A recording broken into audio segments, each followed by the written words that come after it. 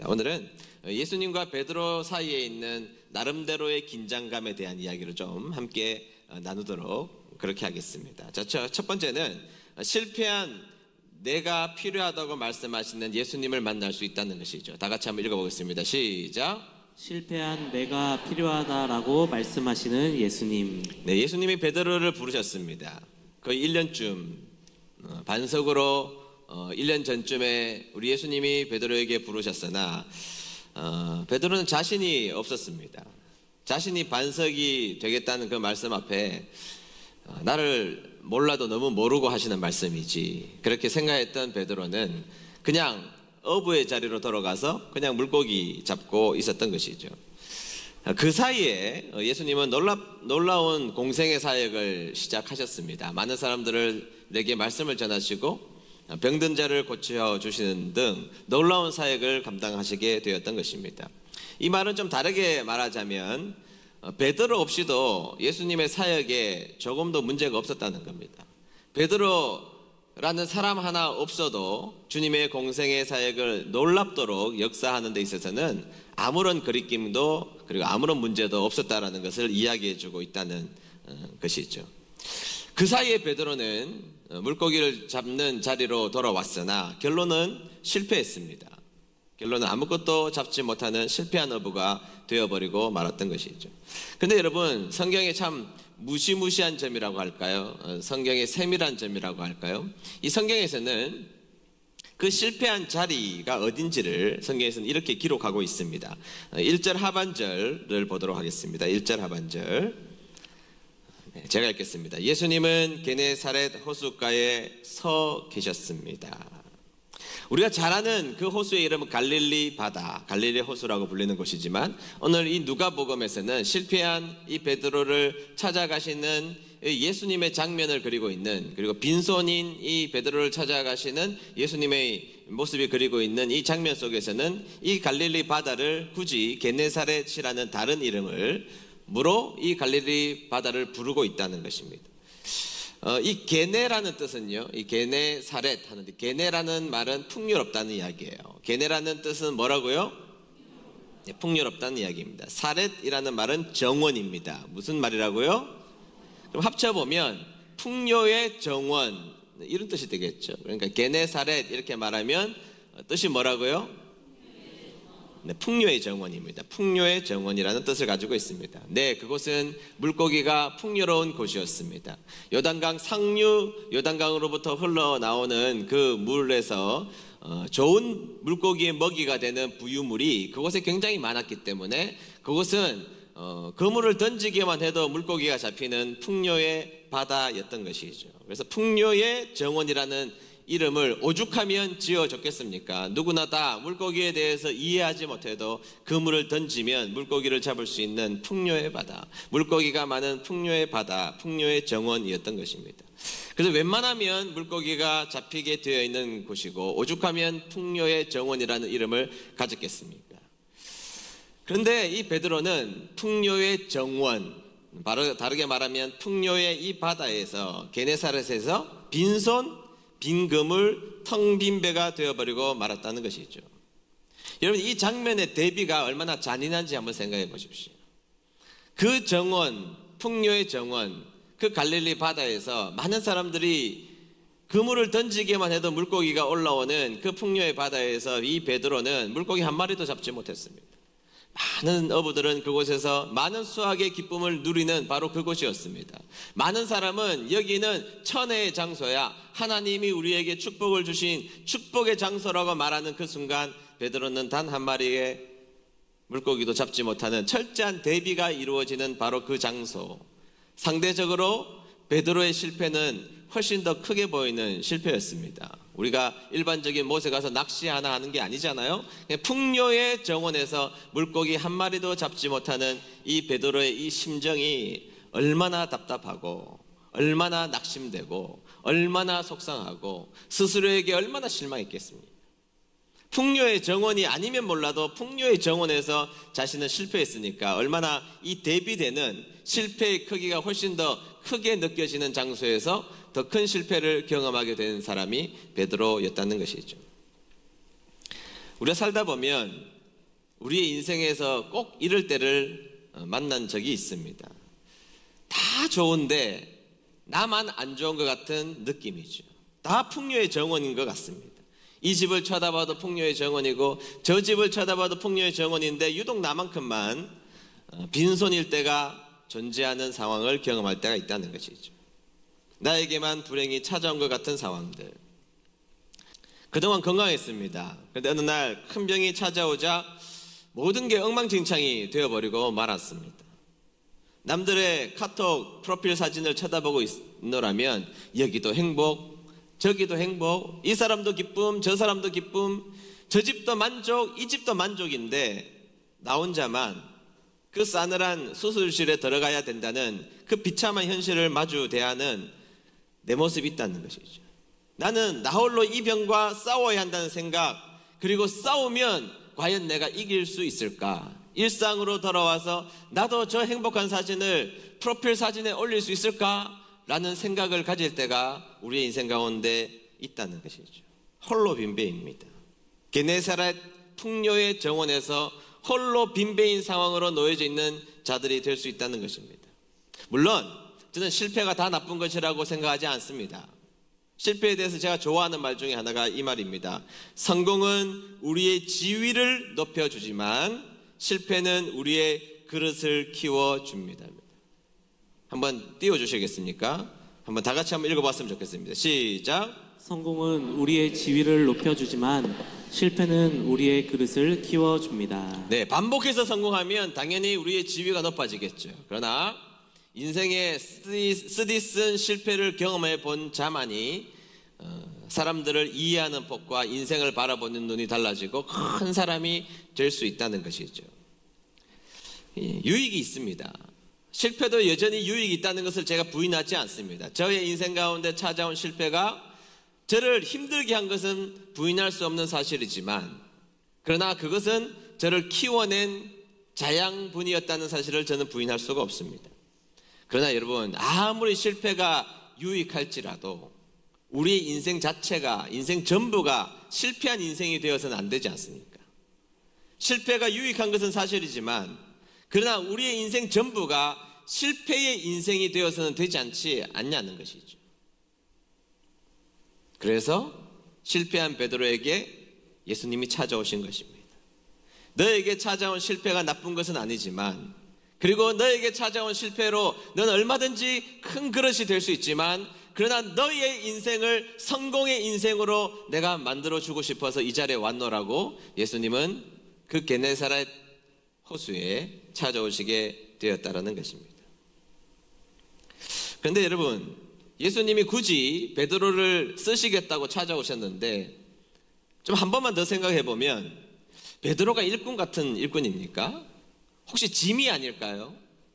저는 개인적으로 생각해 보면 베드로는 일꾼이라기보다는 예수님에게 짐이 될 가능성이 훨씬 더 높은 사람입니다. 잘하는 건 하나도 없습니다. 여러분, 자신의 직업 앞에 실패한 사람이 도대체 다른 일을 뭐가 잘해내겠습니까? 성격이나 좋습니까? 여러분 아시다시피 그의 인생 가운데 무엇인가 진득하게 앉아서 끊임없이 그 일을 감당해내는 능력이 그에게 있습니까? 그런 것을 찾아보기 힘든 베드로, 오히려 예수님에게 짐짝과 같은 존재였다는 것이죠. 그러나 우리 하나님은 이런 베드로를 불러다가 기어코 쓰시고 많은 분이십니다. 그것도 그냥 쓰시는 것이 아니라 위대한 사도로 하나님이 쓰셨다는 것이죠. 너는 실패한 사람이지만 이제부터 내가 한번 써볼게. 너는 실패한 인생이지만 내가 너를 한번 사용해 볼게. 우리 하나님은요, 이런 스토리 되게 좋아하십니다. 그래서 여러분, 우리는요, 하나님이 우리를 사용하시는 자체가 기쁨이 되시기를 주의 이름으로 축복합니다. 하나님이 여러분들을 사용하신다 그러면 솔직히 말해서 우리의 힘 필요 없지만, 그러나 우리를 사용하셔서 반전의 드라마를 쓰시기를 원하시는 하나님의 뜻, 못난 우리를 사용하셔서 위대한 일을 사용하기를 원하시는 우리 하나님의 의지가 있다는 것을 기억한 여러분 되시기를 축복합니다. 제가 꼬마 때 저희 아버지가 뭐 무거운 거를 드시는데 인순아 좀 도와줘 그러더라고. 제 기억으로는 4살, 5살짜리가 큰 거 짐을 들면 짐이 되겠어요? 제가 도움이 되겠어요? 그 앞에 두고 그렇게 막말하시면 안 되죠. 여러분, 제가 그거 옮겨드린다고 힘을 보태는 순간 더 짐이 될 것이지만 끝나고 나면 어유 우리 인선이 잘했네 하고 맛있는 거 사주신단 말이죠. 하나님의 은혜입니다. 하나님의 은혜가 못난 우리를 사용하셔서 하나님의 복 주시기를 원하시는 분, 그러니까 하나님이 사용하시고자 하면 아멘하고 쓰임받는 여러분 되시기를 축복합니다.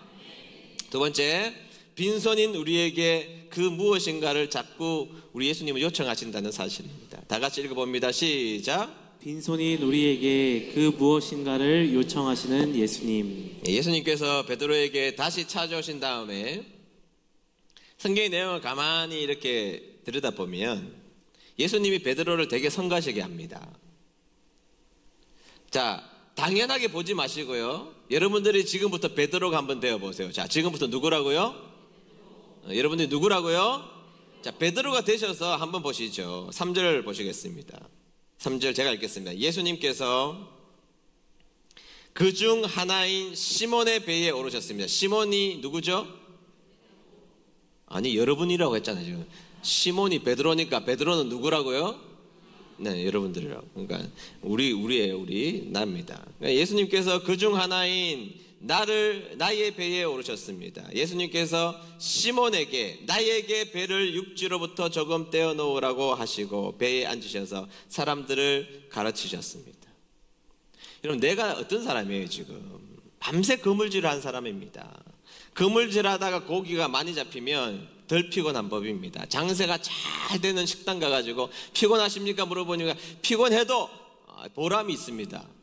그러나 한 사람도 손님 없는데 밤새도록 문 열어놔 보십시오. 피곤이 정말로 흑암처럼 몰려오게 되어 있는 법이거든요. 나는 이미 밤새 그물질 했다고요. 그리고 이미 포기했고 이미 배를 항구에다 정박을 시켰습니다. 그리고 나는 그물을 지금 씻고 있는 중입니다. 다시 말하면 나의 모든 일과는 마감 쳤다는 겁니다. 마감 다 했습니다. 거기에다가 한 마리도 못 잡았으니 피곤이 중첩되어 죽을 지경입니다. 지금 온몸이 쑤시고 마음도 아프고 돈도 없고 죽을 지경입니다. 그런데 예수님이 갑자기 내 배에 오르셨습니다. 오르시더니 배를 바다에 다시 띄우래요. 마감했다니까요. 지금 그물 다 씻었습니다. 마감 다 했는데 다시 배를 띄우래요. 그러더니 한참 설교를 하십니다. 시간이 얼마나 가는지 모르는 설교를 하시고 나보고 뭐라 그러시는지 결론적으로 가장 타격이 있는 말이 뭐냐? 물고기 잡으러 가자는 겁니다. 여러분, 내 시간은 시간도 아닙니까? 내 몸은 몸도 아닙니까? 내 피곤은 피곤도 아닙니까? 내 의지는 의지도 아닙니까? 내 의사는 의사도 아닙니까? 그런데 더 이상한 것은 나에게 배려 하나도 없는 예수님이 자꾸 내놓으라는 거잖아요. 배 내놔라, 시간 내놔라. 그런 예수님이 더 이상한 것은 내가 어부인데 어부를 무시해도 유분수지 예수님은 목수시잖아요. 목수가 나보고 저기 깊은 곳에 가서 물고기를 잡으러 가자는 겁니다. 이게 할 소리입니까? 그게 나한테 할 소리냐고요. 내가 지금 아무리 실패했다 손 치더라도 목수가 어부에게 와가지고 저기 가가지고 물고기를 잡으러 가자, 깊은 데로 가서 그물을 던지라고요? 이건 어부인 나를 무시해도 지나칩니다. 아무리 내가 물고기를 한 마리를 못 잡았다 손 치더라도 이거는 나에게 할 이야기가 아니죠. 내 자존심을 후벼 파는 이야기를 예수님이 하고 계신다는 것입니다. 우리 예수님은요, 정말 눈치도 없으시고 염치도 없습니다. 정말 예수님은 눈치도 없고 염치도 없어요. 제가요, 예수님 사랑하죠. 제가 사랑하니까 그분 너무 사랑하고 섬기고 싶으니까 그분의 종으로 제가 살아가고 있는 자부심이 지금 저에게는 있습니다. 그런데 제가 하나님을 섬기는 여정 가운데 살다가 보면 또 목사로서 살다 보면 우리 하나님 좀 눈치 없으실 때가 많아요. 그리고 염치 없으실 때도 많습니다. 그거 알고 믿으셔야 돼요, 여러분. 그거 알고 믿으셔야 된다고요. 하나님 눈치, 코치, 염치 없으시다고요. 삼치가 없어요. 그런 줄 알고 믿으셔야 잘 믿을 수 있어요. 나중에 목사님 어떻게 하나님이 저렇게 눈치가 없으신가요? 내 이 없다고 말했잖아요, 지금. 없다고요. 성경에 보면 그런 이야기 얼마나 많은데요. 한 가지만 예를 들어 볼까요? 구약에 가보면요, 엘리야 보고 저기 그리시네가 근처에 가서 숨어 있으라. 근데 과부의 집에 가래요. 그것도 좀 이상한데, 과부가 먹을 것이 없어요. 사라밧 시내가 다 말라버렸거든요. 그래가지고 이 과부가 어떻게 마음 먹었느냐 하면, 마지막 남아있는 쌀 가지고 밥 해먹고 자식하고 같이 밥 한 끼 마지막 최후의 만찬을 하고 죽으려고 마음 먹었어요. 그런데 엘리야가 가가지고 그 밥 해내서 나한테 달라는 겁니다. 엘리야가 쏙 먹어버려요. 여러분, 엘리야 한번 대보세요. 어떻게 그런 일을 합니까? 그냥 죽으라고 하는 게 낫지, 과부의 집에 가서 밥 해놓으라고 어떻게 그런 이야기를 해요? 여러분, 제가 우리 은혜드림교회 성도님들 가운데 사업이 실패하고 어려운 가정에 가가지고, 집사님 저 소고기 먹고 싶어요. 참, 목사님 눈치도 없네. 여러분, 우리 아파트 라인에요, 저 포함해서 우리 교회 가정이 4가정이 있거든요. 오늘은 옆집에 양집사님 집에 가가지고 밥 해내라 그러고, 윗집에 권사님 집에 가가지고 랍스타 해내라 그러고, 1층에 가가지고 삼겹살을 먹고 싶다 그러고, 한 달만 뺑뺑이 돌면요 다 떠나갈걸요. 일부 양집사님한테 물어봤어요. 제가 쉬운 일이 아닌 게 아니라 도대체 무슨 염치, 아니 목사님이 목회를 하실 때 저렇게 염치도 없고 눈치도 없냐 그러실 거 아니에요. 여러분, 표정이 아니라고 믿습니다. 그런데 엘리야 보고 그 일을 하라니요. 어떻게 하나님은 눈치가 없어도 염치가 없어도 이렇게 염치가 없냐 이 말이에요. 아니, 왕궁이 얼마나 널려있고 부자들이 얼마나 많은데 그 집에 가서 밥이나 얻어먹으라고 하지, 엘리야 보고. 어떻게 과부 집에 가서 먹고 죽겠다고 말하는 그 집에 가서 그 밥을 해달라고? 그 말을 어떻게 합니까? 염치가 있어요, 염치가. 제가 얼마나 하나님이 염치가 없으신 분인지.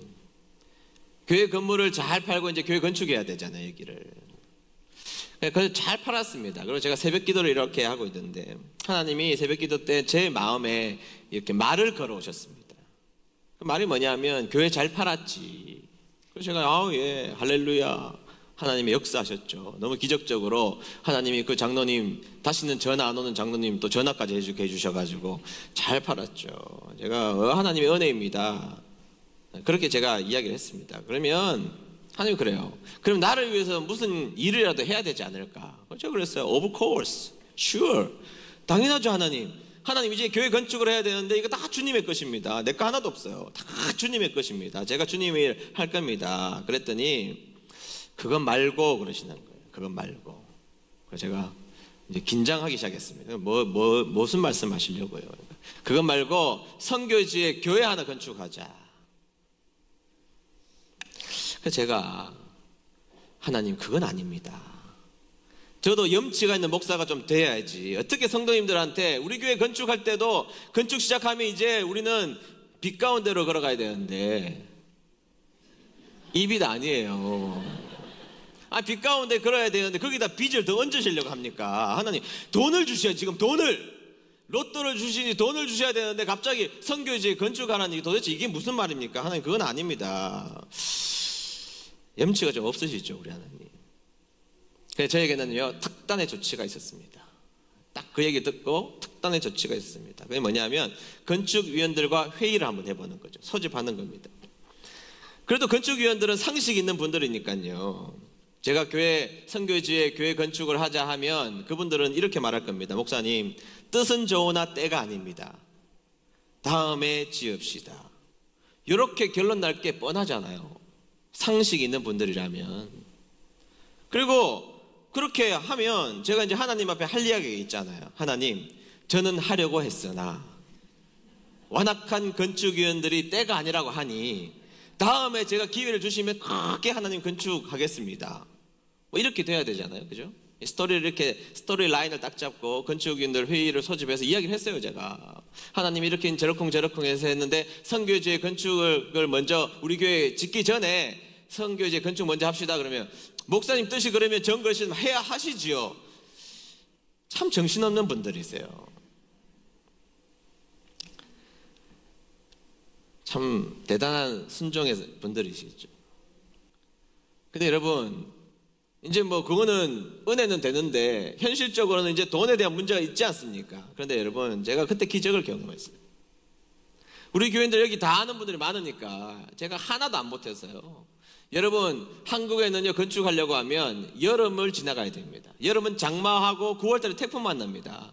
장마 태풍 만나면요, 한 달, 두 달 그냥 건축 멈추는 거는 일도 아니에요. 그런데 한두 달 건축 멈추면 건축만 멈춰지는 게 아니라 반장님, 소장님 다 월급도 소장님 다 나가야 돼요. 그러면 경비가 꽤 많이 듭니다. 엄청나게 듭니다. 멈추어지면 질수록 손해는 계속 늘어나게 되는데요. 정말 거짓말 1도 안 보태서 구도심에는 비가 낮에 오는데 혁신도시 교회가 건축된 이곳에는요, 딱 밤에만 비 오다가 새벽 5시에 딱 그쳐요. 이 정인들 있잖아요. 허다한 정인들이 계시거든요. 그리고 정말 단 하루도 비 때문에 건축을 못한 날이 단 하루도 없었습니다. 그리고 이 큰 건물을 5월 15일 날 건축 시작해서 12월 31일 날 저녁 10시까지 건축 다 마치고 성구영신 예배 하나님 앞에 드렸습니다. 그러니까 여러분, 하나님이 우리에게 빈손인 우리에게 요청하실 때 하나님 앞에 응답하시면 하나님이 복을 주신다는 걸 느꼈어요, 제가. 아까 우리 하나님 염치 없다고 말씀하신 거 취소할게요. 왜 빈손인데 하나님이 자꾸 내놓으시라고요? 하냐고요? 그래야 우리가 성장하니까요. 그래야 큰 인물 되니까요. 그래야 큰 역사가 이루어지니까요. 그래야 간증이 생기니까요. 여러분, 최인선은요, 우리 은혜드림교회 건축 전 최인선과 건축 후 최인선으로 나누어집니다. BC와 AD가 나눠지는 것처럼 건축 전 최인선 굉장히 합리적이고 계산적입니다. 그러나 주님의 일도 계산하면서 했어요. 그러나 건축 이후에 저는 계산적인 성품이 없어진 건 아니지만 그러나 하나님께서 하라고 하시면 순종할 자신이 생겨요. 여러분, 빈배일 때 주님 앞에 순종한 베드로와 순종 전 베드로가 나뉘어지는 겁니다. 자기의 것을 달라는 예수님께 참 예수님 염치가 없다고 뒤돌아선 게 아니라 그러나 끊임없이 그 일을 의심하면서 걱정하면서 무엇인지는 모르겠지만 순종을 이루어낸 베드로에게 결국 만선의 기쁨이 찾아온 것입니다. 더 중요한 건 10절입니다. 11절입니다. 11절 다 같이 읽습니다. 시작. 그들은 육지에 배를 댄 후 모든 것을 버려두고 예수님을 따라갔습니다. 아멘. 그들은 육지에 배를 댄 후 모든 것을 버려두고 예수님 따랐다고요. 모든 것을 버려두고. 베드로에게 예수님이 이것 달라 저것 달라 하셨을 때 의아했을 거예요. 염치가 없다 생각했을 겁니다. 그러나 만선의 기쁨을 느끼고 예수님 앞에 작은 것을 드렸을 때에 자신에게 찾아오는 이 놀라운 현상 앞에 그는 무엇이 중요한지를 깨닫고 자신이 그동안 붙잡고 놓지 못했던 모든 것, 붙잡아봤자 별것 아닌 그 모든 것을 버려두고 예수님 쫓는 인생 되었습니다. 그래서 그 인생은 우리가 상상하기도 어려운 인생으로 하나님이 만들어 주셨다는 거 여러분 아시잖아요. 그런 하나님이신 줄로 믿습니다. 여러분, 하나님이 우리에게 내놓지 못할 것을 요청하신 적 없어요. 언제 여러분들에게 100세 얻은 독자를 내놓으라고 여러분들에게 말씀하신 적이 있습니까? 저한테는 말씀하신 적이 없어요. 하나님이 저에게 요청하신 것은 다 제가 할 만한 것들만 요청하셨어요. 그리고 주님 앞에 내놓았을 때 주님은 저를 사용하셨고 하나님의 위대한 역사의 한모통일을 나를 통해서 우리를 통해서 은혜드림 교회를 통해서 이루어 가셨다는 사실을 기억한 여러분 되시기를 축복합니다. 여러분들에게 오늘 무엇인가를 달라고 요청하시는 하나님의 음성이 있을 때 이제부터는 주저하지 마시고 순종의 열매를 맺으셔서 만선의 기쁨과 더 소중한 것이 무엇인지를 붙잡는 기쁨이 저와 여러분들의 삶 가운데 가득하시기를 주의 이름으로 축복합니다.